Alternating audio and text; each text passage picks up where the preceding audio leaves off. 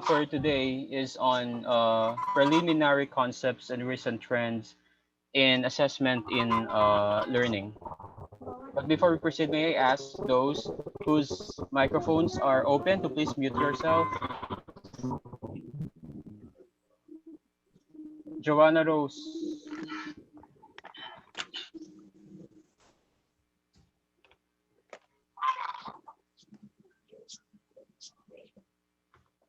Okay.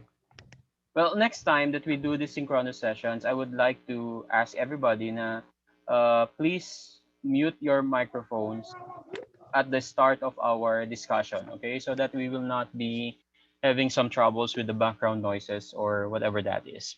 Anyway, so our first topic is on preliminary concepts and recent trends in assessment and learning. Now, before we proceed, I assume that you guys have done your or you have finished the subject as facilitating learning, right? That was handled by no other than Dr. Maricel Dayag Tungpalan, and I believe that she has discussed to you what learning is and how does learning happen and how to facilitate learning, because particularly when you want to become when you want to become a teacher, it's not important or it's not as important to know what teaching is than knowing what learning is. Okay? Ang ibig ko sabihin dito ay kung ikaw talaga ay may kagustuhan na maging guro, mas importanteng malaman mo kung paano nga ba natututo ang mga estudyante kaysa kung paano magturo. Okay? Why is that so? Well, because in the 21st century teaching, okay, in the 21st century teaching and learning environment, the center of the learning process is not put on the teacher, but it's already the center, or the learners or the students are already at the center of the teaching and learning process. So it's important that we are able to understand how learning happens, okay? How learning happens, and we are able to understand what actually learning is, okay? What actually learning is, all right? So if I ask you now, if how learning happens and what learning is, okay, what is your answer? What is your answer? Now that you're done with facilitating learning, you should know already what learning is. Now, if you will define learning, what is learning? Anyone from the group? What is learning?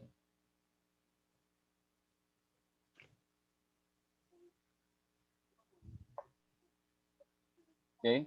Since we're talking about learning, what is learning? Any idea?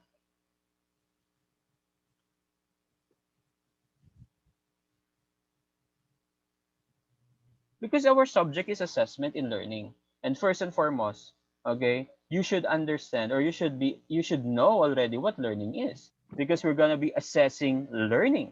Okay? But what is learning? Any answer? Jonathan, can you answer my question? For me, sir, is acquiring new ideas, ganun, sir. Acquiring Knowledge, ideas, knowledge, skills, skills. behavior, ganun, sir. All right. So yeah, definitely. When we talk about learning, is that basically in its simplest terms, learning is when you are acquiring knowledge, when you are acquiring ideas. So when there are information that has been encoded in your mind, okay, we can tell that learning has happened. Okay, learning has happened.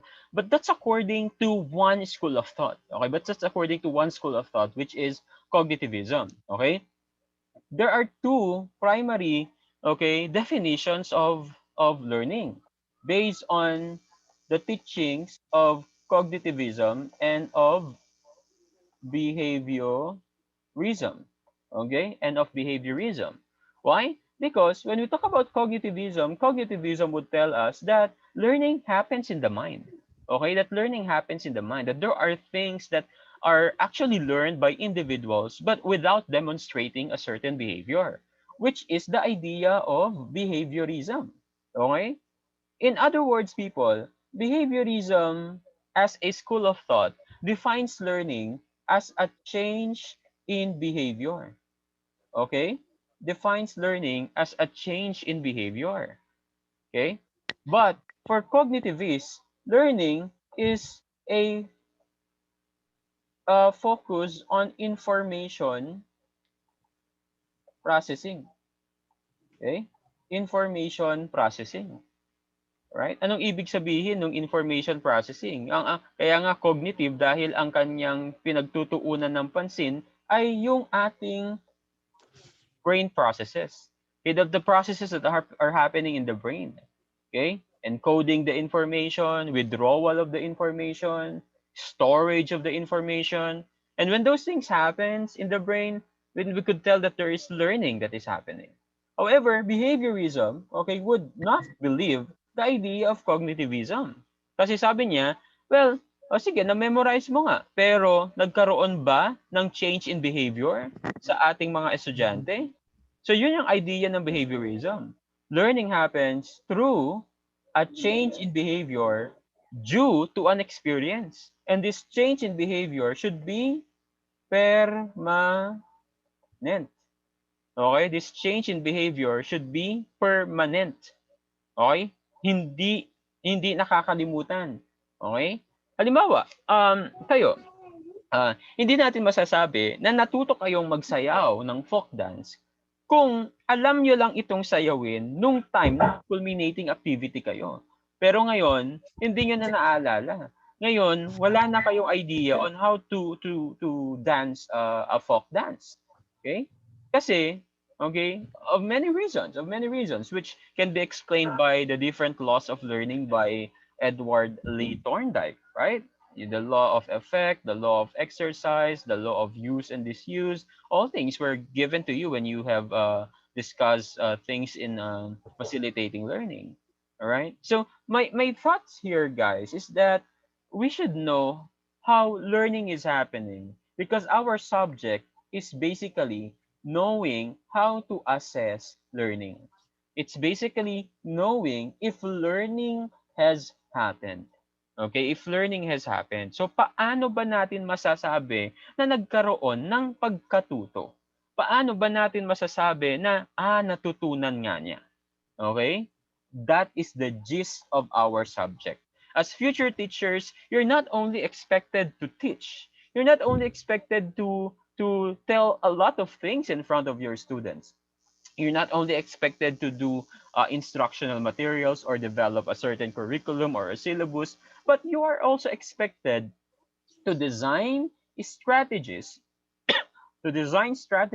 in assessing the learning of your students. Okay? In assessing the learning of your students. So, bago tayo magpatuloy, paano nyo nga ba masasabi ng isang estudyante ay natuto? Okay? How can you measure or how can you tell that learning has happened to a particular student? Okay? Paano natin masasabi? Can you answer my question?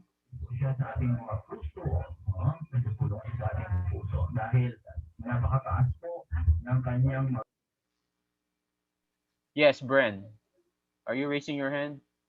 Yes, sir. Yes, sure. Go, answer.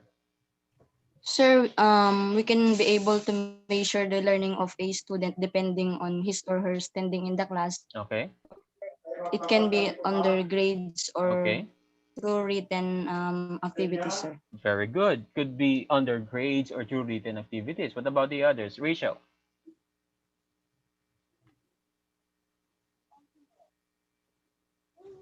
Yes, Rachel, you are recognized. Rachel?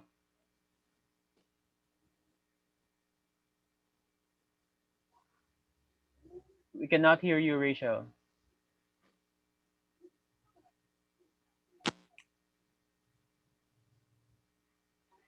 Still, we cannot hear you. There's a problem with your sound. Sir, okay na po ba? Okay, good. Sure. Okay, sir. Sir, I believe that there is learning when there is a learning when the student can apply the knowledge he learned or that was discussed by the teacher, and he or she is able to produce a product, sir, a successful product as a manifestation of the learning All right, very or the good. concepts. Yeah, very good, Rachel. Yeah, Brenda and Rachel have introduced to us two different methods of actually measuring how learning happens, right? Look, Brenda have mentioned about standing through grades, okay? She mentioned about certain mechanisms like quizzes, okay, or exams, while Rachel have mentioned about, sir, pwede by a product when they were able to produce a product or were they able to apply a particular concept. So there's an application. Okay, there's an application. And this tells us that there is a performance that is being exhibited by the learner. Okay, by the learner. Now, if you can notice now, these two answers given by your classmates demonstrates many ways of assessing learning. In fact, there are many multitudes of ways of assessing learning. And bakit? Bakit napakarami? Hindi ba pwedeng pa-quiz na lang tayo? Hindi ba pwedeng pa-exam na lang tayo? Bakit yung ibang teachers nyo kailangang magpasayaw? Bakit yung ibang teachers nyo kailangang magpa-drawing ng poster? Magpa-roleplay? Magpa-recite? Magpa-orate? Magpa-declaim, for example? Bakit kailangan ng mga ganung bagay? Well, because, you know, hindi sa lahat ng pagkakataon, okay? Hindi sa lahat ng objectives ay pwede mong magamit ang iisang uri ng assessment strategy. Halimbawa, nagtuturo ka ng folk dance, at ang pinagawa mo sa mga estudyante mo ay nagpa-enumerate ka. Enumerate the basic steps in folk dance. 10 items. At si Rachel na sumagot, perfect niya. Can you now conclude na ang galing ni Rachel magsayaw ng folk dance kasi perfect niya yung kanyang exam? Can you tell that? Kyle?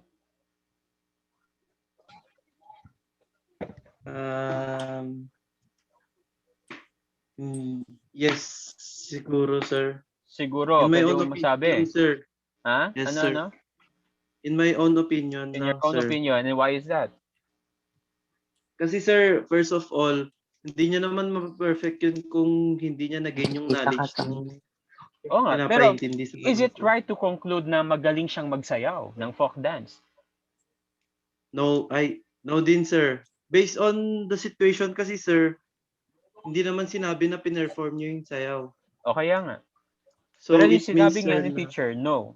Yung sinabi ng teacher kasi, ang galing sumayaw ni Rachel kasi na-perfect niya yung exam. Is that a valid inference? no, sir. No. Yes, No, sir. sir. Bakit? No. Oh yes, Roland, you want to answer?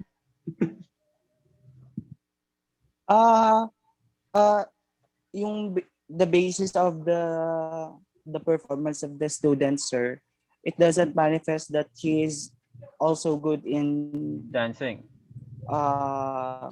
in the inside the classroom. Yes, Mhm. sir. Yes. All right. So your answers, Kyle and Roland, is correct. Okay, your answers are correct. Actually, yun nga eh. Kaya nga, yung sinasabi ko na hindi nyo pwedeng gamitin ang isang assessment tool sa isang bagay na hindi naman akma para doon sa tool na yon. Okay? Halimbawa, ang objective mo sa klase ay at the end of the class, the student should be able to dance folk dance, to dance Lahota Cagayana, for example. That's your objective. At ang pinagawa mo, nagpa-enumerate ka, naggumawa ka ng written exam para sa mga bata. Or could that demonstrate their competency in dancing folk dance? Obviously, no, it cannot do that. Okay? So, napakarami nating assessment strategies at yung mga bagay na yon, yung pag-aaralan natin in our course. And as far as assessment in Learning 1 is concerned, uunahin natin yung mga assessment strategies that are aligned with the philosophy of cognitivism. Okay? With the philosophy of cognitivism. So, paano natin masasabi na mayroong nagaganap na mga pag-iisip, na reflections, na thinking processes, critical thinking processes, problem-solving skills, creative thinking skills dito sa utak ng ating mga estudyante. Because we cannot open the minds and tell eventually that, oh, may mga ginagawa siya sa utak niya. We cannot do that. Okay? So, yeah, so that's basically an introduction to our subject in assessment in learning. Now, remember that you guys as teachers have different roles, okay, and these roles are assigned by the PPST, or the Philippine Professional Standards for Teachers. Don't forget that.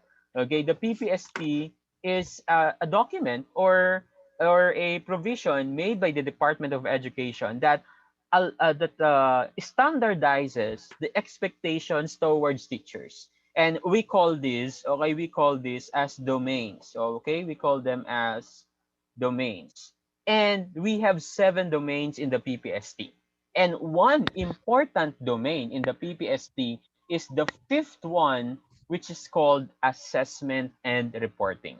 In other words, there is no way, okay, that you could, go and participate in basic education as a teacher without knowing these 7 domains of the Philippine Professional Standards for Teachers. Inaasahan kayo bilang isang magiging guro, okay, na dapat may alam kayo sa content, knowledge, and pedagogy, learning environment, diversity of learners, assessment and reporting, community linkages and professional development, personal growth and professional development. The fourth one, I think, is about curriculum development. All right. So the Philippine Professional Standards for Teachers provides that teachers in the basic education, okay, in the country must master the process of designing, selecting, organizing, and using diagnostic, formative, and summative assessment strategies consistent to curriculum requirements. In other words, you are expected to know or to be knowledgeable on how to critically assess learning of your students. Paano mo masasabi na natuto nga siya? Okay? Kasi isa yan sa napaka-importanteng trabaho ng isang guro. As I have told you, hindi ka lang teacher, okay? Hindi ka lang teacher na nandun ka para magturo, magsalita sa harap ng mga estudyante mo. But beyond those roles, okay, marami ka pang dapat matutunan na ngayon nyo palang sisimulan kung paano gagawin. Okay? Halimbawa, anong subject nyo na Prof Ed nung nakaraang semester? You have facilitating learning, right? Facilitating learning. And that subject would actually help you in these domains, like learning environment and diversity of learners. You have learned about multiple intelligence in theory by Howard Gardner. You learned about different theories of learning, conditioning techniques by Ivan Pavlov, um, operant conditioning by B.F. Skinner. Those kinds of things, you have learned that in facilitating learning because you need that in understanding your learners. And this semester, you have 3 subjects. Okay, you have 3 professional education subjects. And I must tell you, it's not a joke. You have to focus on those subjects because that will eventually teach you how to become a very good, an excellent teacher. Okay, so this subject, particularly on assessment and learning, helps you, okay, it will help you in understanding your role as a teacher in assessment and reporting. Okay? Kaya wag nyong ite-take for granted itong subject na ito. Okay? Now, so that's a PPS team. Now, for us to move on and to go on with our discussion on assessment, there are basic concepts that we need to define first. Okay? Ano itong mga terms na kailangan yung maintindihan sa as we go on or as we move on with our discussion in assessment and learning. All right. Basically, okay, there are 4 concepts you need to understand here. One is measurement, second is assessment, third is evaluation, and fourth is test. Okay, so what are these things right here? What are these concepts? Okay, what are these concepts? Now, as I have told you, assessment is very close to the word measure. Okay, very close to the word measure. I've been repeating this in the past, in the previous discussions we have. Na we are here to know and to become critical in measuring learning. Pero ano nga ba ang measurement? Okay, ano nga ba ang measurement? Now, measurement, ladies and gentlemen, is a process of quantifying the degree to which someone or something possesses a given trait. Okay? A given trait. So, let me repeat, no? A process of quantifying. Ano ang pagkakaiba ng quantity sa quality? Anong pagkakaiba ng dalawang yan? Paano natin masasabi that it's a quantity? Or how can we say that some variable is a quality? Okay? So there's a difference between quantity and quality. So, Rachel.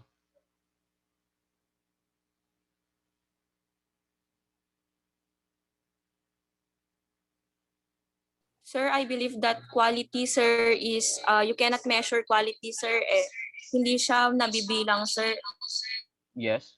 While yung quantity, sir, is pwede siyang i-express sa, sir, sa numbers. Pwede mo siyang bilangin, sir. All right, very good. So, quantity, yeah, Rachel is right. Quantity refers to you are able to numerically describe them. You can be able to assign numbers to them. Okay, so quantifying, okay, that is what we mean by measurement.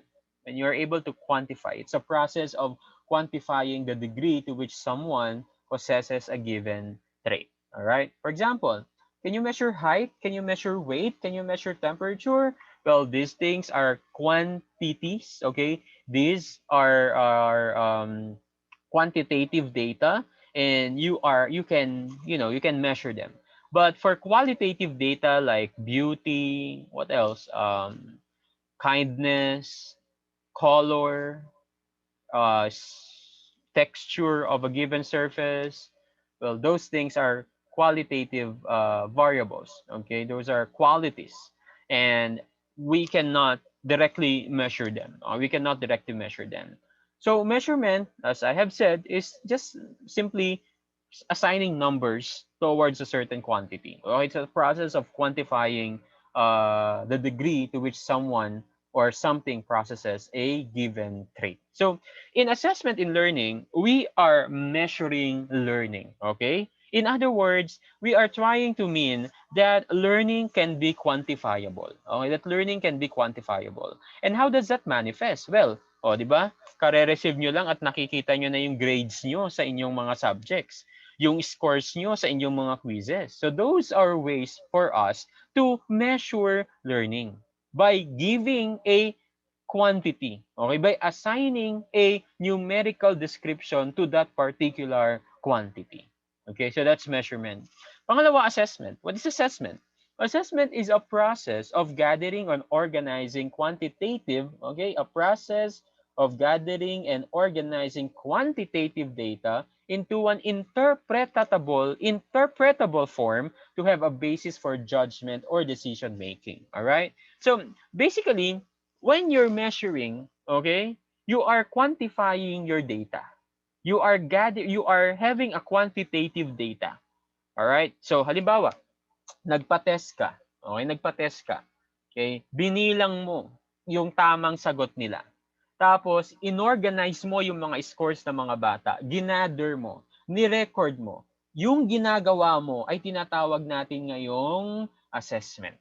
Okay? It's a process of gathering. So, kung nire-record mo na, ino-organize mo na yung mga data mo, yung quantitative data mo, we call that assessment. And why are we doing assessment? Because so that we will have a basis for judgment or decision making. At ang tawag natin ngayon dyan ay evaluation. So, the act of doing decisions, okay? The act of making decisions or the act of doing judgments is basically, ladies and gentlemen, what we mean by evaluation. Okay? Evaluation is a process of systematic interpretation, analysis, appraisal, or judgment of the work of organized data as basis for decision making. Okay? In other words, ganito yan. Nagpa-test ka. Okay? Nagpa-test ka. Binilang mo kung ilan ang tamang sagot. What are you doing? You are measuring. Okay? You are measuring. And then, ni-record mo, inorganize mo, in-arrange mo from highest to lowest, or kinuha mo yung average score in this particular quiz, anong ginagawa mo? You are doing assessment. Oh, you are doing assessment.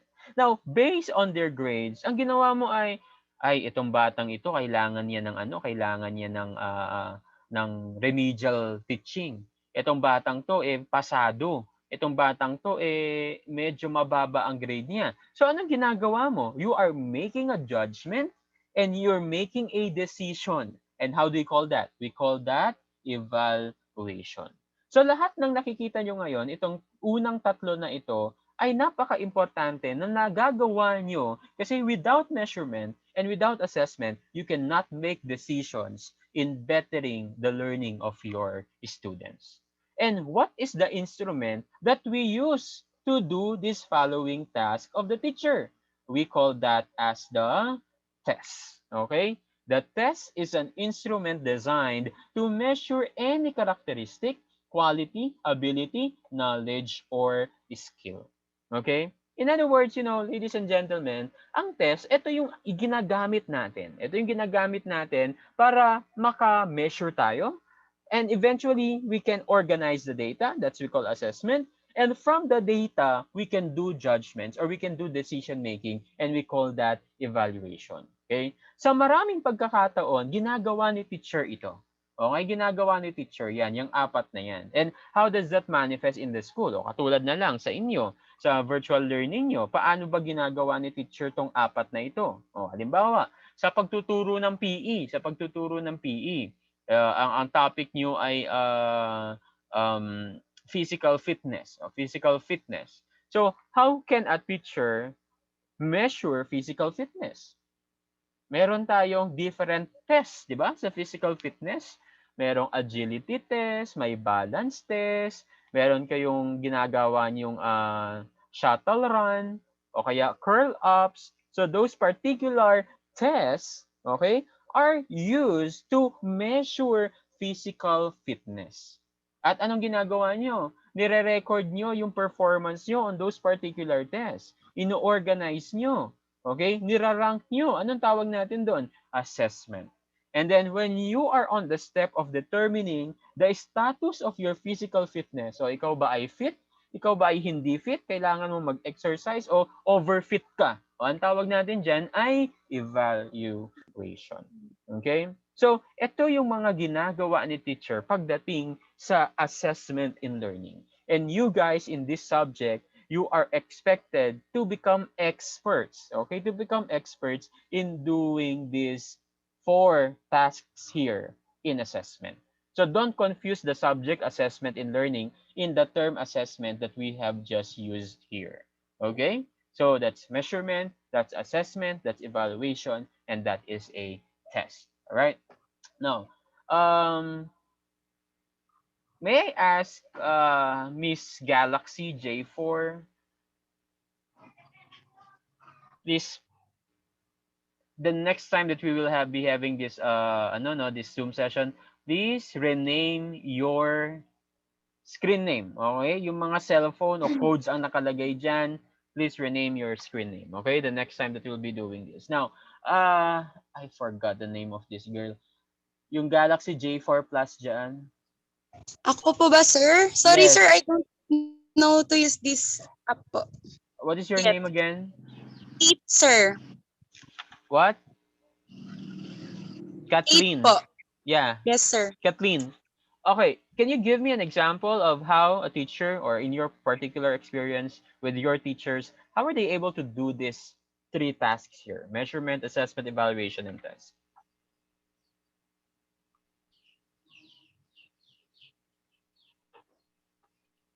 Please give me time, sir. Wait lang po. While waiting for Kate, Marinel, do you want to answer my question?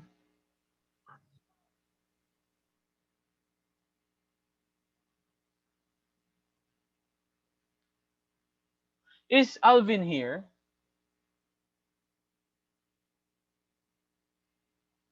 Yes, sir. You are here. Okay. Can you tell me an example of how these tasks are done by your teachers in your subjects?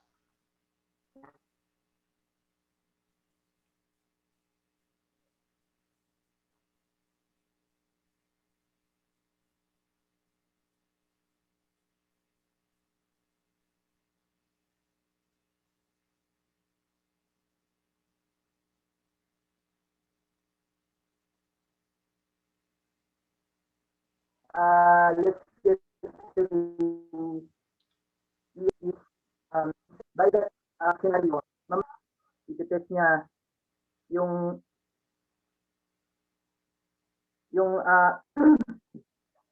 i-test niya yung kung paano namin naiintindihan yung problem, sir. Then mamimeasure niya kung ano yung weakness and strength namin, sir. Then i-assess niya kung saang weakness o strength ba meron kami at i-evaluate niya kung naiintindihan ba namin kung problem, sir. All right. Thank you, Alvin. Yes. What about Kate?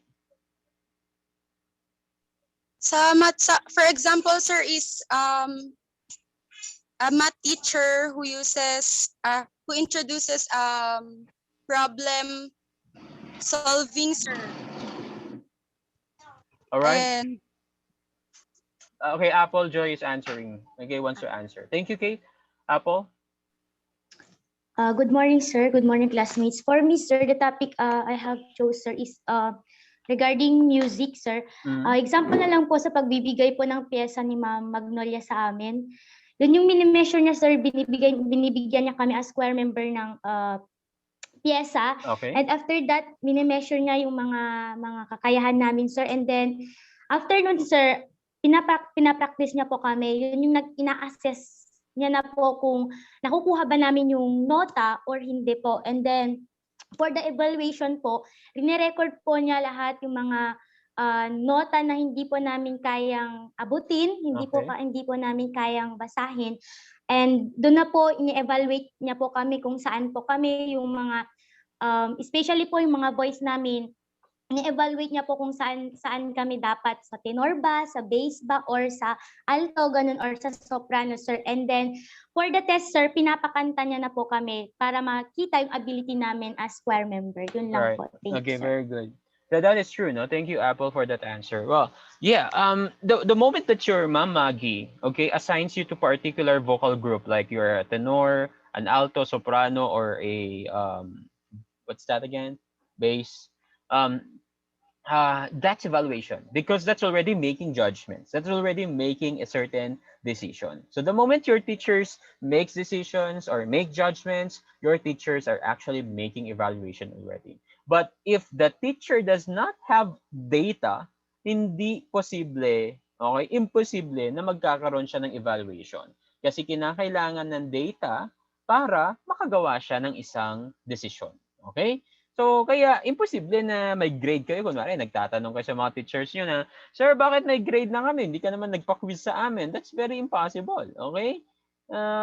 Dahil dapat kailangan mag-data ka, kailangan meron kang nag-gather na data for you, for the teacher, to be able to actually decide on the performance of their students. Kaya magtaka ka kung walang pina-quiz si sir, pero may grade ako, pinasa niya ako. May judgment dun may decision making dun So anong naging basihan ng teacher nyo, okay, na pumasa kayo, o kaya naman failed kayo without this data that we have. Alright? So I hope that you're able to understand, no, this the differences between measurement, assessment, evaluation, and test. Okay? Now, there are, in terms of the authenticity of different types of assessment or different modes of assessment, basically we have three modes of assessment. No? We have three modes of assessment. The first one is traditional assessment. Okay, traditional assessment. The second one is performance assessment. And the third one is portfolio assessment. Now, if we compare the authenticity, okay? Sir, pero ano nga ba yung sinasabi nating authenticity? Mamaya sir, hindi ko naman maintindihan yung authenticity. Ano bang ibig sabihin ng authenticity? Now, when we talk about authenticity, people, authenticity is referring to the degree of how close, okay? The degree of how close a task is to real world, okay? It means how close o gaano kalapit yung binibigay mong activity o yung assessment task sa mga bata to real world. Kung ano yung inaasahan nila pag sila ay magtatrabaho na. Yun ang ibig sabihin natin ng real world ha, yung gagawin nila pag magtatrabaho na. So kayo bilang isang guro, okay, bilang isang guro, asahan nyo na hindi all the time na kailangan magpa-exam si sir, magpasayaw si sir, kasi kayo ay magiging teacher. So there will be times na kailangan nyo mag-demonstration teaching, kailangan nyo mag-play, mag-role play and things like those because those are modes of authentic assessment. Okay? So basically, we have 3 modes of assessment. And if we arrange the degree of authenticity of these 3 modes of assessment, ang pinaka-authentic sa lahat ay portfolio. Okay? Ang pinaka-authentic sa lahat ay portfolio. And the least authentic is traditional. Okay? Traditional. And on the mid is, of course, performance. Okay? Performance. So, ano ba itong mga ito? Ano ba itong traditional? Ano ba itong performance? Ano ba itong portfolio? Now, when we refer to traditional assessment, ito yung mga dati nang ginagamit ng mga teachers. Yung madalas nilang ginagamit. Halimbawa, exam, quiz, okay? Ano pa? Graded, ano ba mga traditional exams natin? Yung mga teacher-made test natin. Kung yung kailangan niya sagutan sa papel, ang tawag natin dun ay paper and pen test. Okay? Paper and pen test. Alright? So yung mga paper and pencil test natin, those are classified under traditional mode of assessment. Okay? So, technically, madaling gawin ang traditional mode of assessment. The scoring is objective. Administration is easy. Kailangan mo lang ibigay sa mga bata. Pero, hindi ito authentic. Okay? Sabi ko nga, it's the least authentic mode of assessment. Balik tayo dun sa problema natin kanina, no? Ang topic mo ay folk dance, Lahota, Cagayana. Ang pinatest mo sa kanya, pina-enumerate mo lang yung different steps in folk dance, in Lahota, Cagayana. Can that tell that this particular student can dance Lahota, Cagayana? Diba? Is it near to the real world? No, diba? Is the task near to the real world? Anong mas malapit sa katotohanan? Yung ipasayaw mo sa kanya o yung ipasulat mo sa kanya? Diba? So no need to, that's a no-brainer question, no? What's more authentic is when you let your students dance that particular folk dance. At ang tawag natin doon ay performance assessment. Okay? We call that performance assessment. So when you let your students perform something, okay, or exhibit something, or demonstrate something, we call that performance assessment. Okay? So performance-based assessment requires a demonstration of a particular skill. Okay? So halimbawa, recitation, di ba? Pag nagpa-recite si teacher, you're not only doing it in a paper and pen, but that requires organization of thoughts, that requires communication skills, and those are demonstration of certain skills, of certain behavior, and we call that performance assessment. So, which is more authentic? Is it performance or is it traditional? Well, performance. But the most authentic among all these modes of assessment is portfolio. Hindi portfolio, ha? Baka yung iba sa inyo, hindi pa alam kung anong spelling ng portfolio. It's not portfolio. Ha? Portfolio assessment is, it's a collection of evidences of learning. It's a compilation of evidences of learning. So from the first day, okay? From the first day na may subject ka na, okay? Hanggang sa huli, kinompile mo lahat ng activities nyo, kinompile mo lahat ng performances nyo, we call that a portfolio.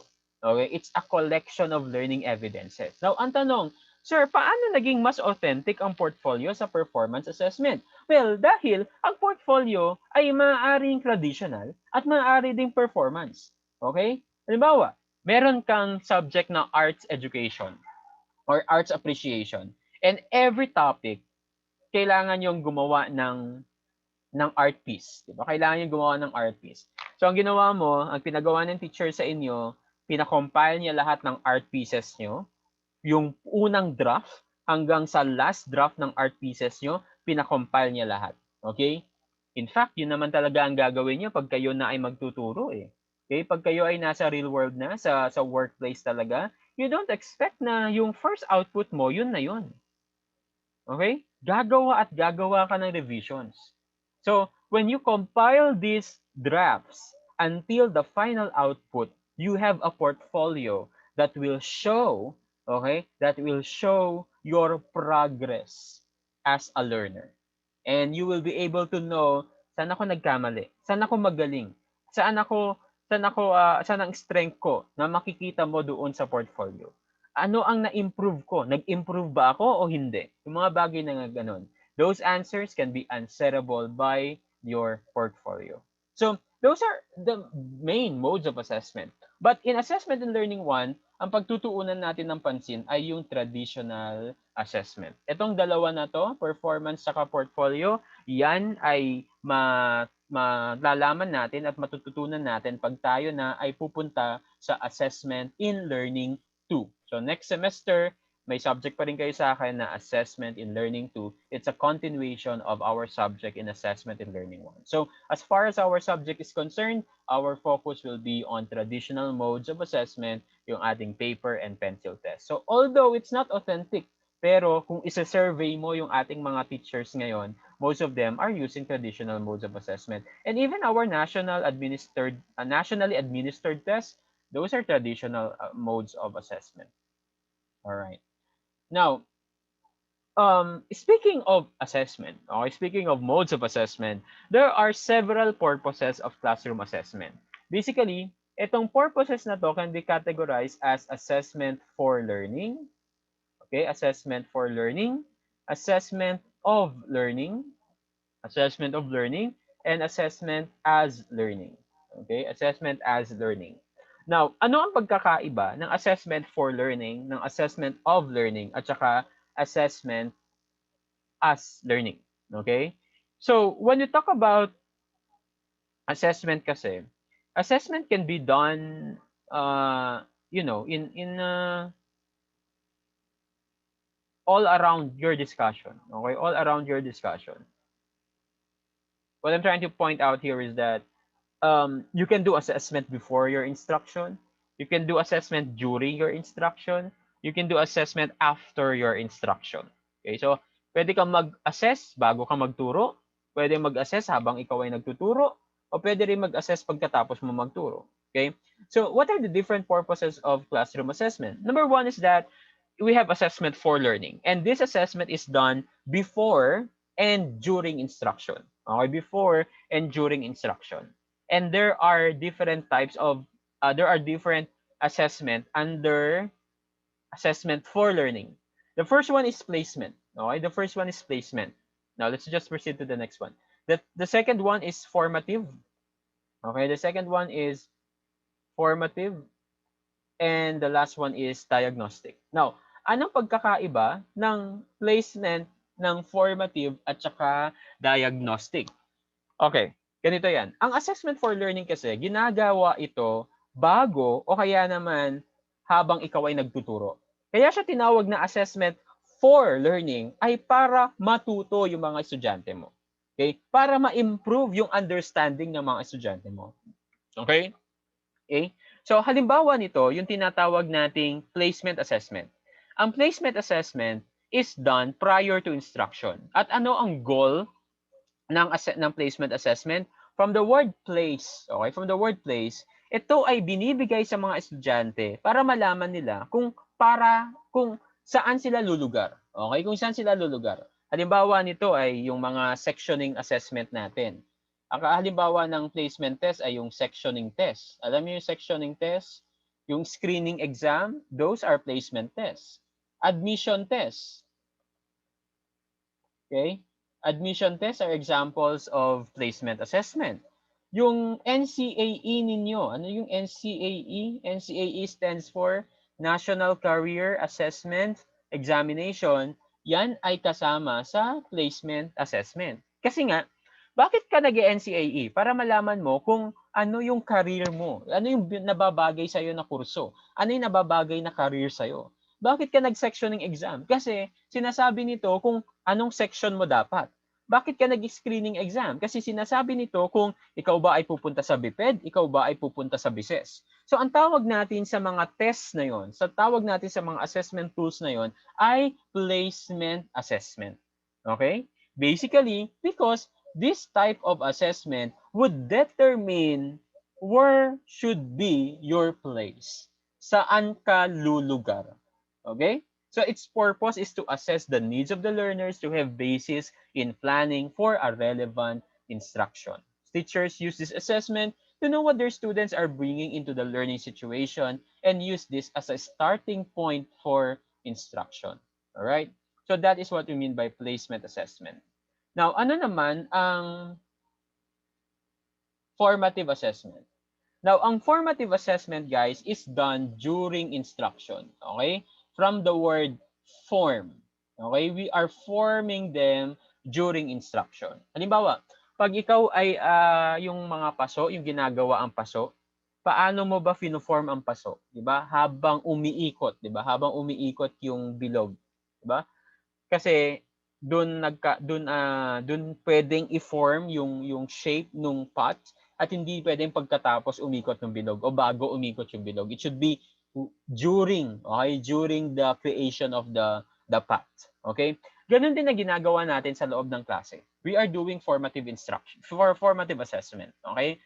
Halimbawa nito ay recitation. Bakit ka nagtatanong sa mga estudyante mo? Halimbawa, nag-discuss ka, tapos na yung discussion mo. Hindi ka naman magpapatest agad eh. O, bring out 1/4 sheet of paper, bring out 1/2 sheet of paper. Don't do that. But you ask them if they understand the question, if they understand the lesson. You ask them, all right, do you understand the lesson? If no one answers, do this. All right, so tell me your understanding about formative assessment. What's the difference between assessment of learning and assessment for learning? So ang ginagawa mo, nagpapa-recite ka sa mga estudyante mo. And why are you doing that? Because their answers will tell you, okay, as a teacher, tama ba yung pagkaintindi nila? At kung mali yung sinagot nila, anong gagawin mo? Well, you have to correct them. Sabihan mo sila, oh, mali yung understanding mo. Ito ang tamang understanding natin. So what are you doing? You are checking.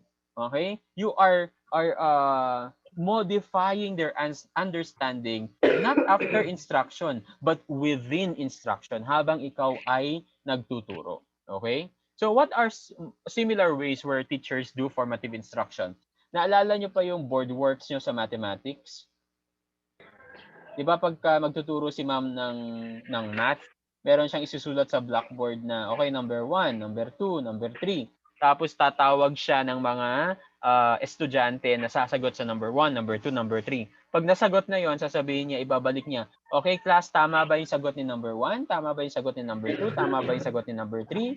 O, pag sinabing mali, anong dapat gawin? So what are you doing now? You are changing. Okay? You are modifying the understanding of your learners. Okay? Ang tawag natin doon ay formative assessment. Okay? Next is diagnostic assessment. Now, when we talk about diagnostic assessment, this is done before. Okay, this is done, this is done before instruction. Okay, this is done before instruction. In some references, pwede din kasi before and during instruction, but I prefer to have this categorized as before instruction. Okay? So diagnostic assessment is done before instruction. How does this happen? From the word diagnostic, no? Ang role, Joshua, please mute your microphone. Okay. Now, ang function ng diagnostic assessment, ladies and gentlemen, is that this is done to know or to determine, to diagnose, from the word diagnose, the strength and weaknesses of your learners. Maraming pagkakataon na hindi pa nagdi-discuss si teacher sa first sem. Kunwari, grade 6 ka. Sa first grading, hindi pa nagdi-discuss si teacher pero nagpa-test na siya agad. Ang tawag natin doon, diagnostic assessment. And anong purpose ng diagnostic assessment? Para malaman ni teacher kung saan ka magaling, saan kayo mahina. Kasi kung mahina pa kayo sa competency na ito, pero kailangan ito pag kayo ay mag-move on na sa next lesson, hindi siya pwedeng pumunta sa next lesson. Kasi mahina pa nga kayo dito eh. Okay? To diagnose if you are prepared to participate in this particular lesson. Yun ang purpose ng diagnostic assessment. Okay? Kaya nga, di ba sa doktor, diagnosis ang tawag natin dyan. Pagka nag-undergo ka ng test, ito yung results ng test, Yung tawag natin doon, diagnosis. Diba? So katulad sa pagtuturo, bago ka magturo, dapat alam mo muna yung standing ng mga estudyante mo. O, kunwari, magtuturo ka ng multiplication, nagpa-test ka sa kanila ng addition tsaka subtraction. And then nalaman mo, marami sa kanila hindi marunong mag-add at hindi marunong mag-minus. O anong gagawin mo? Magtuturo ka na agad ng multiplication? Hindi. Kasi nga, ang result ng diagnosis, mahina sila doon sa mga prerequisite skills na yon. And we call that assessment as diagnostic assessment. So, yun ang pagkakaiba nung placement, nung formative, at saka nung diagnostic assessment. All these types of assessment are very important for you to understand. Now, the second one is assessment of learning. No? Assessment of learning. So, ito, hindi na para. Okay? Yung assessment for kasi is para matuto. Para matuto. Ito ay is assessment ng pagkatuto. Naintindihan nyo ha? Ang assessment for learning ay assessment para sila ay matuto. Ang assessment of learning ay assessment ng pagkatuto. Okay? So, ang assessment of learning, guys, is also referred as summative assessment. Tandaan nyo yan. As summative assessment. It is done after instruction. So, anong halimbawa ng mga to? Yung pa-exam ni teacher. Kailan niya ba ginagawa ang quiz? Kailan niya ba ginagawa ang major exams? Pagkatapos niyang magturo. Okay? Pagkatapos niyang magturo. So, ginagawa niya yun in order to assess whether the objectives or the competencies in the class are met by his or by her students. Usually, and not usually, but all the time, no, the results of summative assessment are recorded and graded. Okay? They are recorded and graded. Pero, yung assessment for learning natin, katulad ng diagnostic assessment, okay? Ito, they are usually recorded. Nire-record pa rin ni teacher ito. Pero, hindi kasama sa recorded. Okay? Recorded siya. Pero, hindi ito but ungraded. Hindi kasama sa grading. Okay? Pero ang assessment of learning, it is recorded and at the same time, it is graded. So yan yung ginagamit ni teacher para sa mga grades nyo. So halimbawa, yung mga tinatanong ko sa inyo kanina, yung sumagot si Rachel, sumagot si Brenda, sumagot si Kyle, sumagot si Alvin, and many more of your classmates, I record that. I took that in record. Pero, that will become basis of me for my evaluation. But that's not part of your grade. Okay? That's not part of your, it's ungraded, kumbaga. Okay?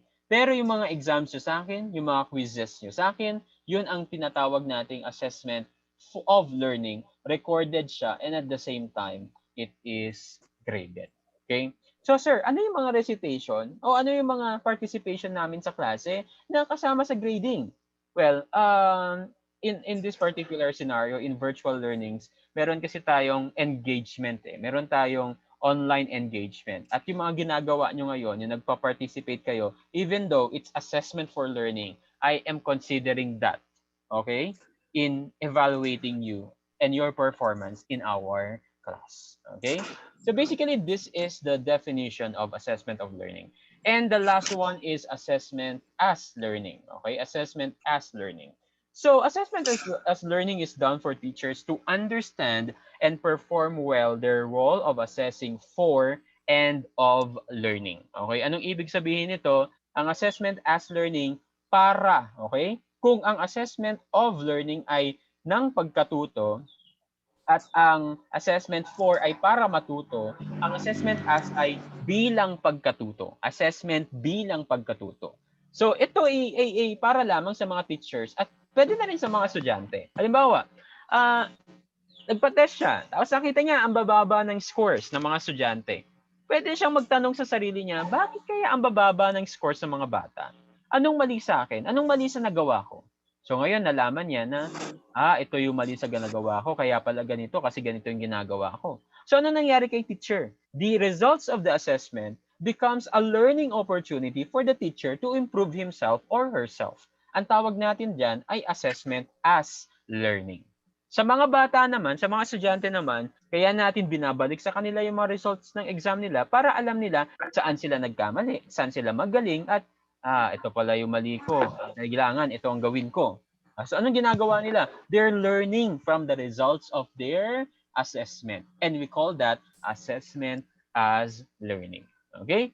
So those are the different purposes of assessment summarized into 3. Assessment for learning, assessment of learning, and assessment as learning. And under assessment for learning, we have diagnostic, placement, and formative assessment. While for assessment for learning, meron tayong assessment of learning, meron tayong summative assessment. Okay? To end our discussion, okay? To end our discussion in topic 1, in assessment in basic concepts, all right? Yun nga, sabi ko kanina, these are basic concepts that you need to understand, okay? We have measurement, assessment, evaluation, and the test. In summary, you need the test to measure. You need the measurement for assessing. And the data that resulted from the assessment is needed for evaluation. All these tasks are important for you to know because you will be future assessors of learning. Not only of learning, but you will be assessing for learning and you will be assessing as learning. Okay? So it's already 12 o'clock and I hope that I was able to explain the things that we need to understand, that you need to understand for this particular unit on assessment in learning. Next meeting, and this will be pre-recorded, i-re-record ko na lang kung ano itong mga bagay na to para mapanood nyo sa YouTube anytime, anywhere you are. At habang binabasa nyo yung module nyo, meron kayo pwedeng panoorin na lecture on topic 2. And the next topics will be topic 3 dito sa Principles of High Quality Assessment. Next week, magmi-meet pa rin tayo because according to your course guide, we have a scheduled synchronous session by February, what's the date today? February 12, 15 to 19. Yeah, February 15 to 19. So we will be meeting again using our synchronous session by Friday or by Wednesday, depende kung anong by Thursday or Wednesday, depende sa sasabihin ko sa inyo. All right? So please anticipate for those announcements in the next sessions that we will have in this subject. Okay? So before we go, any question?